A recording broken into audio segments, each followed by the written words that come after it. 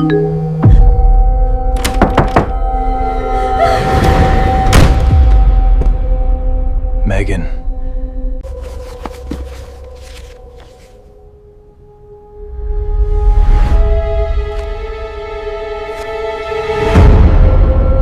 In October 2021, I was 20 years old and living in a suburb outside Columbus, Ohio.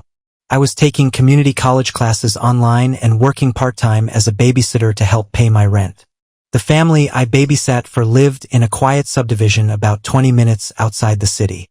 It was a newer two-story house at the end of a cul-de-sac. Gray siding, white trim, a two-car garage, a small fenced backyard, and a basketball hoop over the garage that was always slightly crooked. At the time, I thought it was probably the easiest babysitting job I'd ever had. I was wrong. The family was the Carters. David was 38 and worked in IT.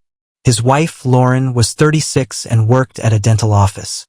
They had 2 kids. Emma was 8. Noah was 4. And honestly, both kids were pretty easy. Emma was talkative and loved drawing. She had this purple mechanical pencil that she absolutely refused to let anyone touch. Noah was obsessed with dinosaurs. He had little plastic dinosaurs everywhere. On the stairs, under the couch, in the bathroom. One time I found a tiny T-Rex inside the refrigerator. I still have no idea how it got there. The house itself looked completely normal. The kitchen had dark cabinets and a big island in the middle. There were family photos on the refrigerator, school drawings taped to the wall, pile of shoes near the back door. Nothing about the place stood out. The first night I babysat, Lauren gave me a list of instructions. Dinner at 6. Noah upstairs by 7:30. Emma could stay up until 8. Then both kids had to brush their teeth. Pretty standard stuff. But right before she left, Lauren mentioned one more thing. She said, "Don't open the basement door if someone knocks." I laughed. I thought she was joking. I said, "Someone?" She smiled. The basement has an outside entrance. Sometimes people accidentally come to that door instead of the front.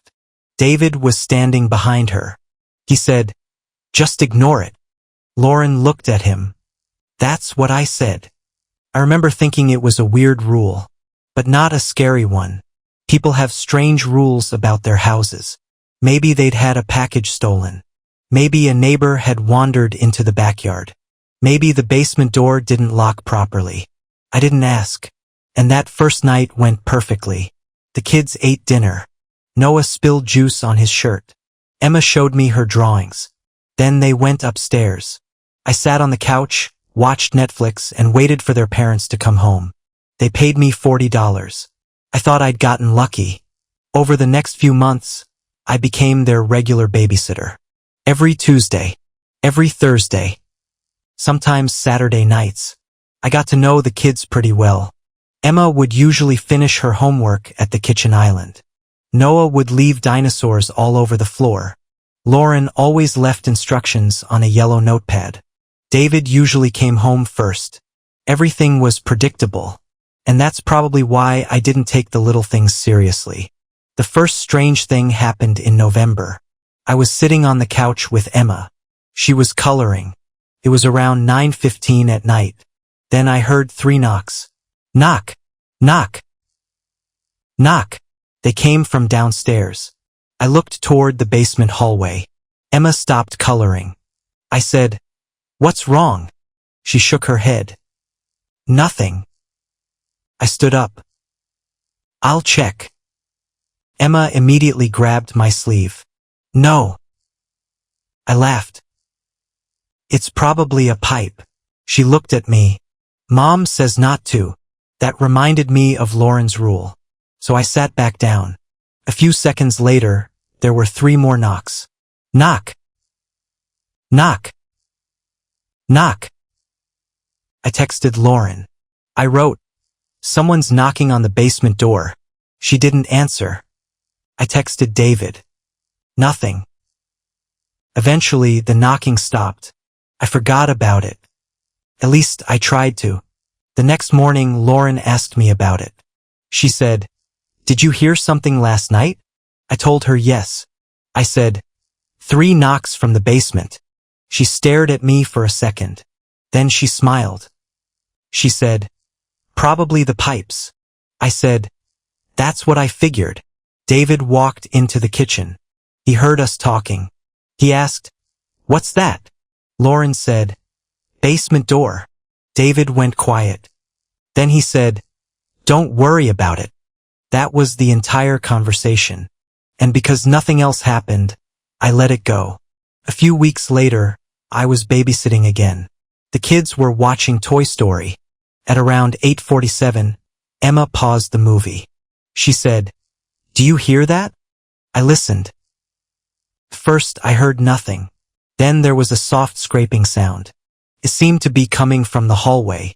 I said, "Probably the furnace." Emma looked at me. She said, "That's not the furnace." I smiled.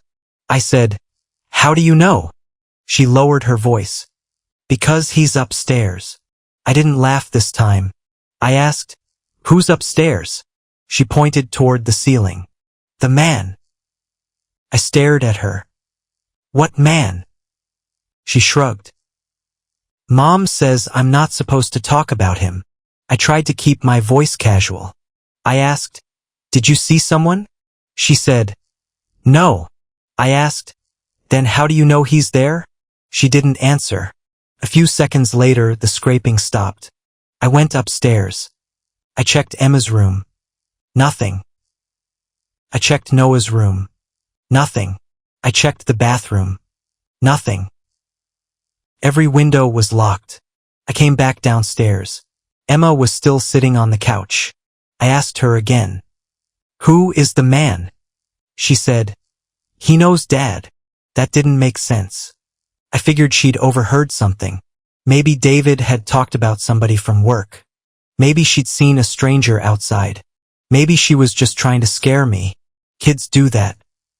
So I told myself it was nothing. That was my mistake. When Lauren and David came home that night, I mentioned what Emma had said. Lauren's face changed, just for a second. Then she smiled. She said, "She's been watching too many scary movies." David laughed. He said, "That's what I said." I laughed too. But I noticed something. Lauren wasn't looking at me. She was looking at David. I didn't understand why, and I didn't ask. I should have. Instead, I kept babysitting, because I needed the money, and because nothing had actually happened. For another month, everything was completely normal. Then came December 17th. I remember the date because I just finished my final online exam. The Carters were going to a Christmas party. They asked me to stay until midnight. The kids were excited because Lauren had bought them matching pajamas. Noah wore dinosaur pajamas. Emma wore ones with little snowflakes. Around 8:30, they went upstairs. I cleaned the kitchen. Then I sat down in the living room. At 9:12, my phone buzzed. It was a text from Lauren. She wrote, "Everything okay?" I replied, "Yep, kids are asleep." She said, "Good. We'll be home around midnight." Then, about 30 seconds later, another message came through. It said, "If you hear anything downstairs, don't check it." I stared at the message. I typed, "Why?" She didn't respond. Then I heard it. 3 knocks. From the basement. Knock. Knock. Knock. I stood up. I called Lauren. No answer. I called David. Nothing. I walked toward the basement hallway. Then I stopped. I remembered what she'd said. Don't check it. So I went back to the couch. 5 minutes passed. Then I heard the basement door handle move. Slowly. Down. Then down again. I froze. The door didn't open. Someone knocked 3 times. I called 911. While I was talking to the dispatcher, I heard footsteps.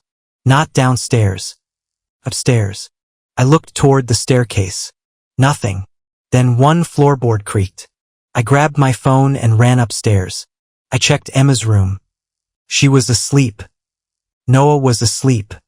I locked both bedroom doors. The dispatcher told me officers were on the way.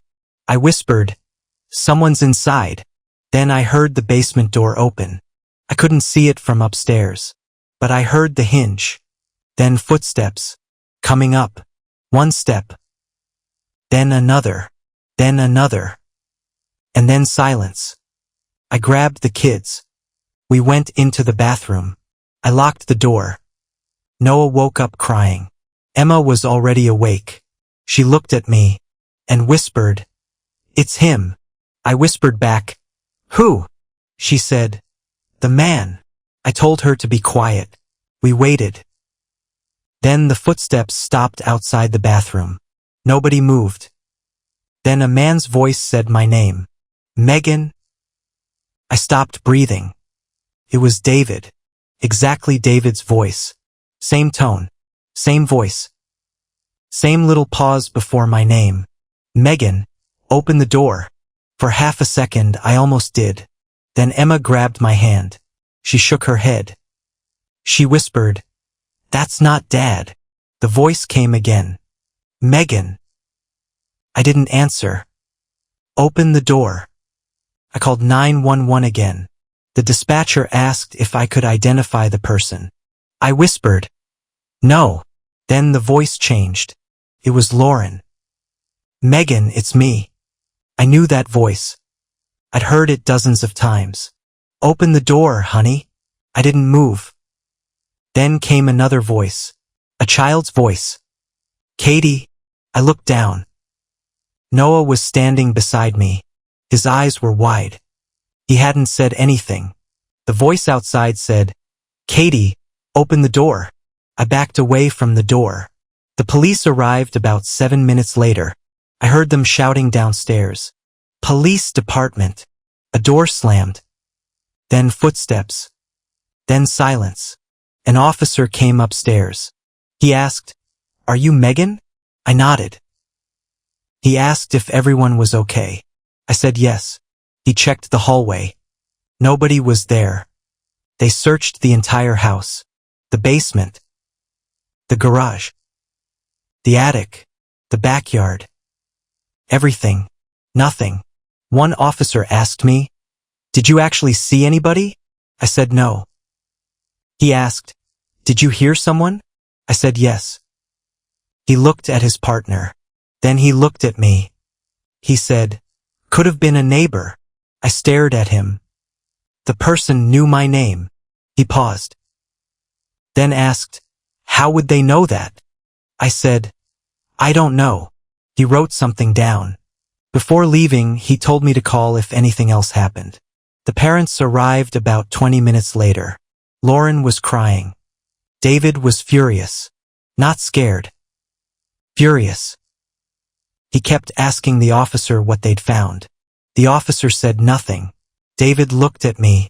He said, "Are you sure you didn't misunderstand?" I couldn't believe he was asking me that.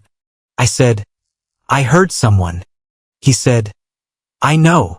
I said, "He used your voice." David went completely silent. Lauren looked at him. And that was the moment I knew they knew more than they were telling me. I quit that night. I told Lauren I wasn't coming back. She apologized. She offered me extra money. I said no. Then David walked me to my car. Before I got in, he said, "Don't talk about tonight." I looked at him. I asked, "Why?" He didn't answer. I drove home. For the next few days, I tried to forget everything. Then Emma texted me. I had never given her my number. The message said, "Are you still mad?" I stared at the screen. I typed, "Who is this?" She replied, "Emma." I called Lauren. No answer. I called again. Nothing. Then another text came through. "He knows you left." I blocked the number. The next morning, a package arrived at my apartment. There was no return address. Inside was a small digital voice recorder. I didn't recognize it. I almost threw it away. But for some reason, I pressed play. First, there was silence. Then I heard the sound of a kitchen, plates, cabinet doors, someone talking. It was my voice. I recognized the conversation. It was from weeks earlier. The recording continued. Then there was another conversation. Then another. Different nights. Different dates. It had recordings of me babysitting. Not just from the living room. From upstairs. From the kitchen. From the hallway. There were even recordings of me talking while I thought I was completely alone. Someone had been listening. For months. I called the police. They came to my apartment. They took the recorder. One officer asked me if I knew who could have placed it there. I said no. Then he asked, "Did the family ever have a nanny camera?" I said, "I don't know." He looked at me. He said, "That's probably what this is." I asked if it was legal. He said, "Not if you weren't told." The police contacted the Carters. According to them, the family had never owned the recorder. They denied knowing anything about it. The police couldn't prove otherwise. A few days later, Lauren called me. Her voice sounded exhausted. She said, "I think you should know something." I asked what. She said there had been another babysitter before me. A girl named Jenna. She was 16. Jenna had quit suddenly. No explanation. Then she moved to another state with her mother. Before leaving, she told Lauren one thing. Someone had been watching the house. At first, Lauren thought she was exaggerating. Then small things started happening. A toy would move. Food would disappear. A window would open. A basement door would unlock. They changed the locks. They installed cameras. The cameras kept losing footage. Eventually, they stopped looking. I asked Lauren why she hadn't told me. She said, "Because I was scared you'd leave." I said, "You should have been scared someone would hurt your kids." She started crying. Then she said something I'll never forget. "We weren't the ones being watched." I asked her what she meant. She said, "It started before we moved in. The house had belonged to another family. The previous owners had a son. His name was Caleb. He was 19 when his parents moved out." According to Lauren, neighbors had told her that Caleb sometimes came back, not to visit his parents, to watch the house. His parents eventually moved. The house was sold. Caleb disappeared. Nobody knew where he went. I asked Lauren what his last name was. She gave it to me. I searched online. Nothing. No social media. No current address. No phone number. No recent photos. Nothing. Police records showed that Caleb had never officially been reported missing. He was an adult. He had supposedly left voluntarily. I thought that was the end of it. Then I remembered something. The first night I babysat, Noah had called me Katie. I laughed. David had looked at me. Then he'd said, "That's what Caleb called the last babysitter." I had completely forgotten that. I called Lauren. She didn't answer. I called again. Nothing. The next day, I drove past the house. There were no cars. The curtains were closed. The basketball hoop was gone. I searched the property online. The house was for sale. I decided I was done. I didn't want to know anything else. About 6 months later, I was moving into a new apartment. I was unpacking boxes around midnight. At the bottom of one box, I found a photograph. I didn't recognize it. It showed the Carter house, taken from across the street. The lights were on. I looked at the date printed in the corner. December 17th, 2021. The night I quit. I looked closer. There were 2 windows visible upstairs. Emma's bedroom. Noah's bedroom. Both lights were on. And between those windows, in the second-floor hallway, there was a person standing. I couldn't see the face, but I could see one hand resting against the wall. I turned the photograph over. Written on the back were 6 words. "You should have listened to Emma." I never found out who took that photograph. But then I noticed something else. In the bottom corner of the picture, my car was visible, parked outside the house. The picture had been taken after I left. I checked my old phone records. I had driven away at 12:41 a.m.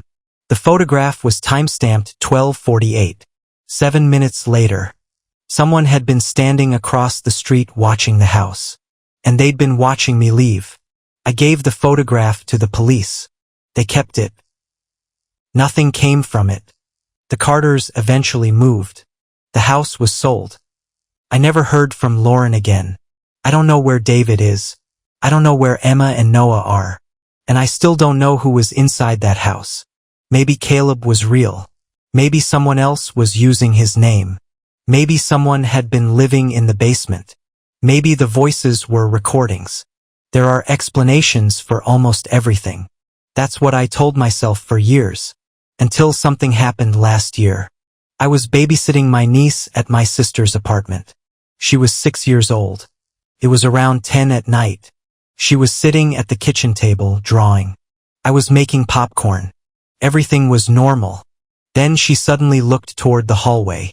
She said, "Who's that?" I turned around. Nobody was there. I laughed. I asked, "Who's who?" She pointed toward the hallway. "The man." I stopped smiling. I asked, "What man?" She shrugged. "The one who knows your name." I felt my stomach drop. I asked her where she'd heard that. She said, "He told me."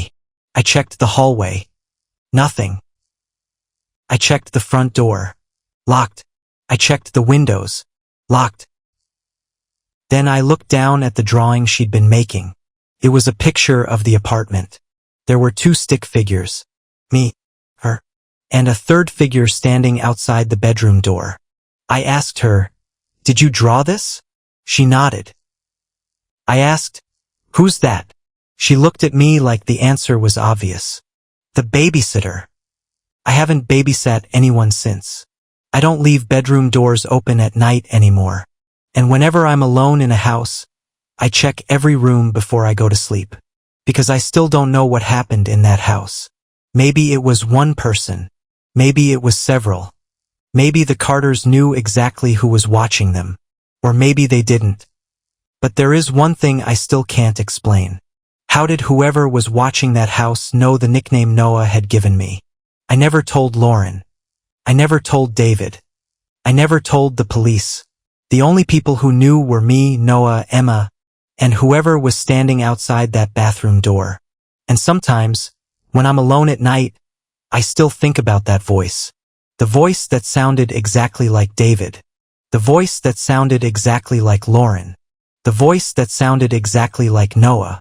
And I wonder if it was really copying them, or if the person behind that door had been listening to us for so long that they didn't need to pretend anymore.